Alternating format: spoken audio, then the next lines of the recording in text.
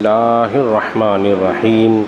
سامعین وقار آپ حضرات درس حدیث سماعت کر رہے ہیں، اور آج ہماری کتاب فیضان ریاض الصالحین سے حدیث نمبر جو ہے 663 ہے۔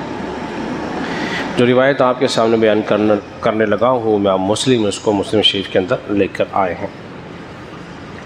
تو سیدنا عبداللہ ابن عمر رضی اللہ عنہ سے مروی ہے، وہ فرماتے ہیں کہ نبی کریم صلی اللہ علیہ وسلم نے ارشاد فرمایا کہ ہر مسلمان پر حاکم کا حکم سننا اور اس کی اطاعت کرنا لازم ہے۔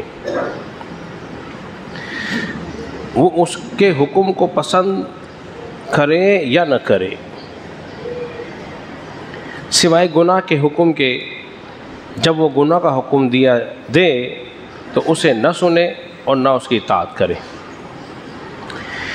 حضرات محترم ذرا توجہ فرمائیے کہ رسول اللہ صلی اللہ علیہ وسلم کیا ارشاد فرما رہے ہیں، ہر مسلمان پر حاکم کا حکم سننا لازم ہے، اس کی اطاعت بھی لازم ہے۔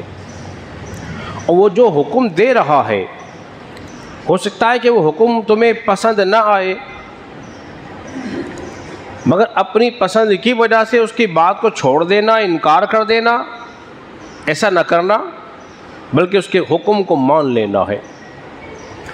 اگر حاکم وقت تمہیں اچھا اور بھلائی کا حکم دے رہا ہے اور تم اسے پسند نہیں کر رہے، تو پھر ہوگا کیا؟ ذلت طاری ہوگی، رسوائی ہوگی، سزا بھی مل سکتی ہے۔ اور اگر ایسی صورت ہوئی کہ وہ تمہیں گناہ کا حکم دے رہا ہے،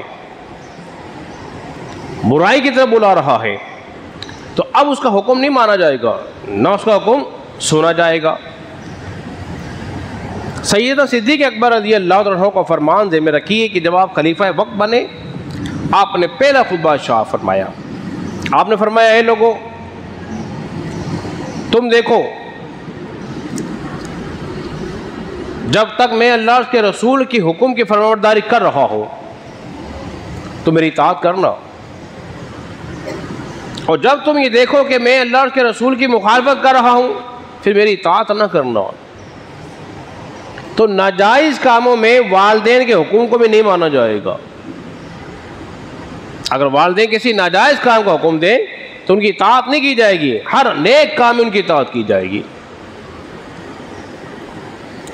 اگرچہ وہ ظالم ہی کیوں نہ ہو، وہ حاکم وقت، وہ بادشاہ اگرچہ ظالم ہی کیوں نہ ہو تو اس کی اطاعت ہی کی جائے گی۔ ہاں، اگر اس نے کفر کیا اور نمازوں کو ضائع کیا، اب اس کی بیعت نہیں کی جائے گی اور اپنا ہاتھ بھی کھینچ لیا جائے گا، اس کی بات بھی نہیں مانی جائے گی۔